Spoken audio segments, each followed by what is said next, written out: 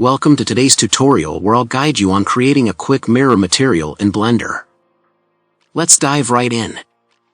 We'll take the easy route for this one. I've already set up an example scene for this demonstration. The concept here is a mirror placed on a wooden floor beside a Christmas tree. The goal is to have the mirror reflect the opposite Christmas tree and gifts. To achieve this, we need to apply the proper glass material to the mirror. I'll walk you through creating the perfect mirror shader in Blender. First, let me share my render settings. I'm currently using Cycles for this project.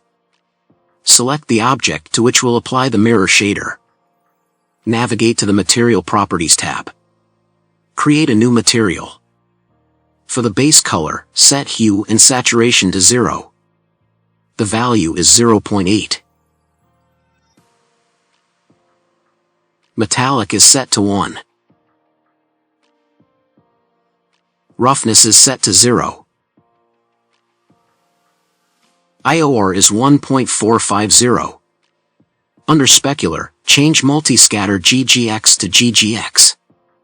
With these settings, our material shader is now complete, and you can observe the proper reflection in the mirror. If you found this tutorial helpful, please consider subscribing to my YouTube channel for more content.